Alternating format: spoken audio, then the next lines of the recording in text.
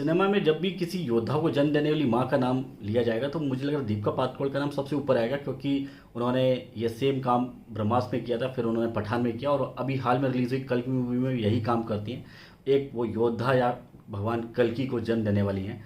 चलिए स्टार्ट कर लेते हैं इस मूवी का रिव्यू। ये मूवी जैसा सबको पता है कि इसका कई नाम चेंज हुए, पहले एक प्रोजेक्ट ये था, फिर फाइनली इसका नाम रिवील हुआ कल की, और ये फाइनली रिलीज़ हुई है 27 जून को।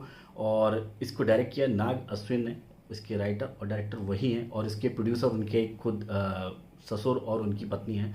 और मुझे लग रहा है कि एक बहुत ही अच्छा एक विज़न था, एक अच्छी सोच थी कि कैसे कैसे एक हम अपनी माइथोलॉजी को, साइंस फिक्शन को कैसे एक फ्यूज़न करें और एक ऐसा सिनेमा बना दें जो लोग देखे कि वाह, ये तो इंडिया वाले बना सकते थे ऐसा कुछ।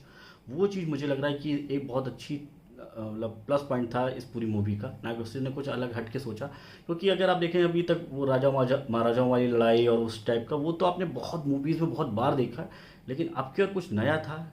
आपने एक अलग दुनिया देखी, अलग दुनिया को बनाया गया, उसमें अलग तरीके की लोग रह रहे हैं, अलग तरीके से गाड़ियाँ चल रही हैं, हवा में उड़ रही हैं, सब कुछ अलग तरीके का परिवेश दिखाया गया। बेहतरीन मुझे लग रहा है कि उनकी सोच थी और उन्होंने उसको उस हिसाब से ढाला। पैसा ज़रूर 600 करोड़ खर्च हुआ, लेकिन आपको हर फ्रेम में समझ में आएगा कि पैसा कैसे खर्च हुआ, कैसे बहुत अच्छे वीएफएक्स का यूज़ किया गया पूरी मूवी में।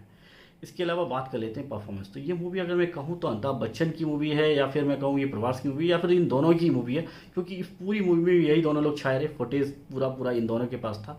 अमिताभ बच्चन बहुत ही उम्दा परफॉर्मेंस, डायलॉग्स, एक्शन सिक्वेंसेस बेहतरीन। इसके अलावा प्रभास थोड़ा सा कॉमेडी करते हुए दिखते हैं, एक्शन सिक्वेंसेस करते हैं, और सेकंड हाफ में जो सिक्वेंसेस आते हैं बेहतरीन, दोनों के ही बहुत ही उम्दा रहते हैं। इसके अलावा दीपिका पादुकोण का रोल भी मुझे ठीक लगता है, एक माँ वाला रोल जैसा रहता है कि उनकी परफॉर्मेंस उस रोल में जमती है।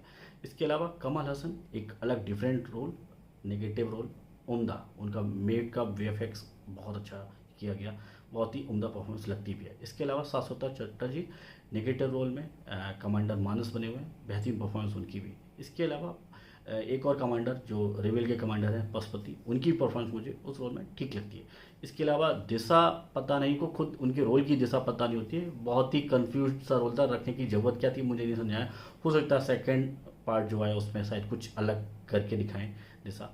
इसके अलावा एक तारीफ और करनी होगी, बहुत छोटे छोटे कैमियोज थे, लेकिन जब जो वो कैमियोज आए हैं ऑडियंस ने ताली बजाई है, चाहे वो विजय देवरकोंडा हो या फिर खुद राजा मौली हो या फिर ब्रह्मानंद हो, जब भी वो आए हैं ऑडियंस ने उनके लिए ताली बजाई है। अच्छा यूज़ किया गया उन सबका। इसके अलावा आप देखना होगा कि भगवान श्री कृष्ण का या फिर भगवान कल्कि का रोल कौन प्ले करता है, क्योंकि इस बार तो पूरा चेहरा उनको दिखाया नहीं है, ब्लैक ब्लैक करके रखा गया, अंधेरा सा रखा गया है। देखते हैं कि कौन इनका रोल प्ले करता है। इसके अलावा बात कर लेते हैं इसके म्यूज़िक की। तो म्यूज़िक इसका दिया था संतोष नारायण ने, और उनका जो म्यूज़िक था मुझे लग रहा थोड़ा सा वीक रहा हिंदी वाले वर्जन में स्पेशली, क्योंकि अगर आप बात करते बाहुबली के दोनों पार्ट की, बेहतरीन म्यूज़िक था हिंदी वाले वर्जन में। यहाँ पे मुझे वो कमी खलती कि ऐसा कोई गाना नहीं है कि जो ऑडियंस को सुन के लगे कि ये गाना बहुत ही अच्छा बनाया गया, लिखा गया है। वो चीज़ थोड़ी सी इस पूरी मूवी में मुझे मिसिंग लगी। इसके अलावा बात करें अगर बॉक्स ऑफिस की, तो हिंदी वर्जन में कुछ 24 करोड़ का कमाएगी डे वन में, और बाकी के और सारे वर्जन मिला के कुछ 75 से 80 करोड़ के लगभग कमाएगी। मतलब अगर इंडिया का टोटल कलेक्शन देखा जाए तो एक दिन का 100 करोड़ रुपए है, और बाहर का मिला लिया जाए अगर वर्ल्ड वाइड कलेक्शन तो लगभग 200 करोड़ तक पहुंच रही मूवी। तो ये एक बहुत ही अच्छा संकेत है इंडियन सिनेमा के लिए, क्योंकि अभी बहुत बुरे हाल से गुजर रहा था इंडियन सिनेमा, बड़ी बड़ी बजट की मूवी फ्लॉप हो रही थी। तो ये मूवी में बहुत पैसा भी लगा है, 600 करोड़ है, सारे ए स्टार हैं इस पूरी मूवी में। तो मुझे लग रहा है कि ये बहुत ही अच्छा साइन है। ये मूवी डेफिनेटली वीकेंड तक मुझे लग रहा है कि हो सकता है कि अपना बजट क्रॉस भी कर जाए। 500-600 करोड़ कमाना इसके लिए वीकेंड तक कोई बहुत बड़ी बात नहीं है। ऑल्दो आज इंडिया और इंग्लैंड का सेमीफाइनल मैच चल रहा था वर्ल्ड कप का, तो उससे भी थोड़ा सा हो सकता है कि इम्पैक्ट पड़ा हो, ऑडियंस मूवी देखने नहीं आ पाई हो, और कुछ मुंबई में बारिश भी हुई तो इसलिए भी हो सकता है कि शोज़ कैंसिल करने पड़े या लोग नहीं जा पाए।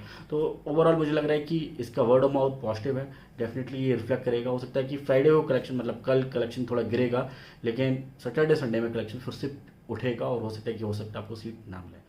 बात कर लेते हैं रेटिंग की। तो मैं इसे देता हूँ 4 स्टार 5 में से। ये मूवी मुझे लग रहा है कि आप मिस मत करिएगा, वेट मत करिएगा कि कभी नेटफ्लिक्स पे आ जाएगी या इस पे आ जाएगी। मुझे लग रहा है ये मूवी ऐसी है कि आप इसको सिनेमा हॉल में एंजॉय कर सकते हैं, क्योंकि जिस हिसाब से वीएफएक्स हैं और जिस हिसाब से 3D में आपको उसका एक्सपीरियंस है वो आपको नहीं आएगा घर पे। तो मैं आपसे रिकमेंड करूँगा ये मूवी ज़रूर देखनी चाहिए।